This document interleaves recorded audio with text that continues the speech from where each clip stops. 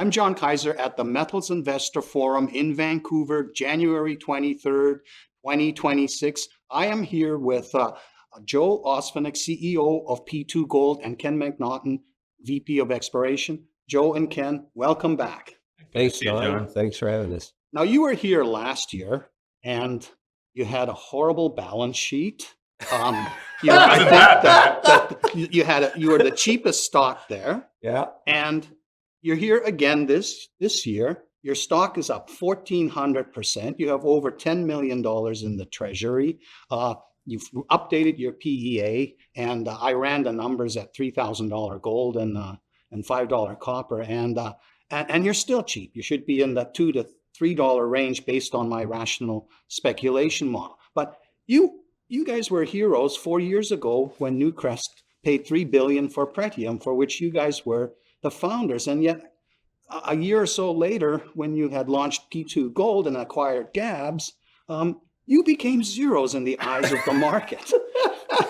I'm sure glad we came for this today.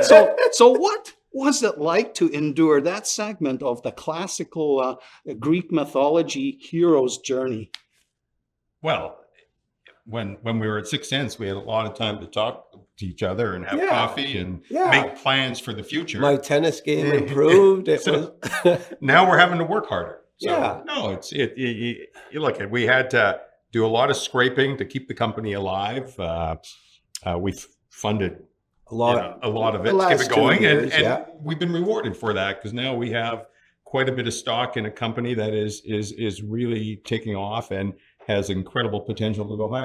So it tested our conviction. I mean, there's many times we sat there and said, what have we done? And yet every time you come back to the asset, you do one of these conferences, you get, really deep into the project, but Jesus, it's a great project. It has to be recognized. And so we're getting that instant success after 4 years. It changes so quickly. Yeah. You're working on a feasibility study. I think you'll have it done by the end of this year. Correct me if I'm wrong. That's what we're trying. Target. Yep. Will $10 million be enough? You have 100 million warrants and all that. I could probably raise, I think, $15-20 million more. Will you need to get those exercised? I mean, they're all in the money now. We have a lot of warrants coming due. We've already had a lot exercised, but there's probably another 10 million coming due in the next month and a half. And then in another 8 months, there's another 20 million coming due. With the funds from those warrants coming in and cash on hand that we raised in the fall, we feel we can pretty much get through feasibility. If not, we're pretty damn close. Yeah. Mm-hmm. Okay.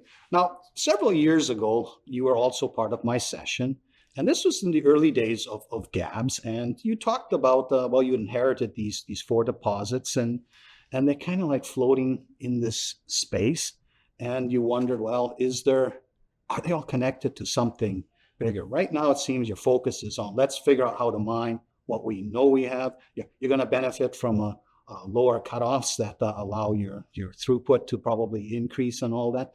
But before you put the feasibility study bow tie on, are you going to attempt any of those deeper holes that you always wanted to do to see if there's something bigger and better underpinning this system? All of these surface zones, and we're finding, with our drilling, we actually are touching things that are off to the side. So there's more surface mineralization that doesn't come to surface. It's, subcrops a bit. As we're drilling this, we're developing our geologic models, and then we can go back to the geophysics. So I don't think that there'll be no deep drilling come out in the next year or two in terms of targeting those things. However, we're developing that model. And so if the budget's available, and I got to talk to this guy about that, we might look at that once we've got the feasibility focused and we're thinking production and construction. If there's room to go and up some deeper holes, then we could look at it as that. Or not. I would add, never say never. No. I think within the next 2 years, if we stay in the market we're in, it's likely we will try a few. Yeah, targets. but not this year. No, this year we're focused on feasibility. Infill drilling is going on right now with a bit of expansion drilling. So get that done, get a resource estimate updated, and then a mine plan feasibility. So that's the real push for this year. So at the start of last year with the new administration, there was a lot of optimism that this deny and delay mentality within the BLM and U.S. Forest Service might change. But I haven't seen any evidence of that yet happening. Now, the critical metals thing is becoming ever more critical as the United States alienates friends and allies and says, oh, we're going to do it alone, which means we're going to have to not just mine existing deposits that were never in the money, but also find new deposits. Do you see any changes happening? Is the critical metals designation for your copper component, is that going to end up fast tracking once you have the feasibility study done so that you don't go into that horrible value trough of the waiting 5 years for a mine permit? Well, we've filed our draft mining plan of operations last week, and we've had meetings with BLM. We have more meetings coming up, and we feel they're very responsive. So we aren't seeing a BLM that is sort of saying, well, we'll get to it when we get to it. They're very responsive, good meetings, proactive responses from them on how we should be moving forward. So I think that is great. There's also, with critical minerals, we do have copper, silver, and good amounts of copper. And potentially that will help us once we get through our mining plan of operations when we go into the EIS phase. And that's where we feel it will really help us in expediting it through that. But until we get our mining plan of operations completed, which we're targeting this year, can't really speak to what our path is, but it sounds promising. And we're not dealing with Forest Service. Everything that we're doing is on BLM land. Okay. And when you launched P2 Gold, you had sort of that dual focus, the advanced copper gold Gabbs project, but also the Golden Triangle, where you've had so much success, and you've had to withdraw back off from all that, drop the options or sell it. Once you get into that sort of boring phase of like building a mine, assuming you aren't bought out, where would you go to expand more sort of discovery oriented stuff? Well, from my perspective, I'd say we keep P2 focused on Nevada and push in the United States.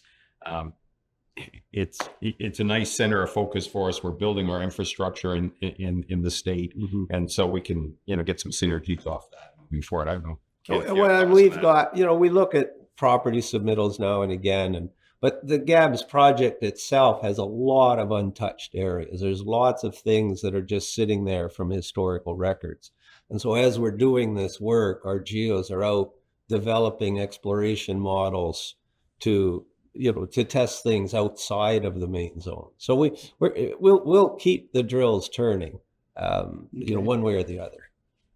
All right. This is kind of forward-looking type question. And this bull market's only 6 months old. There's still kind of a fear out there that, it'll end. The institutions are still telling the producers, don't be crazy. Don't build new ounces. Don't make new mines. Pay dividends. Do share buybacks. Enjoy this cash windfall while it lasts, because it's going to go away.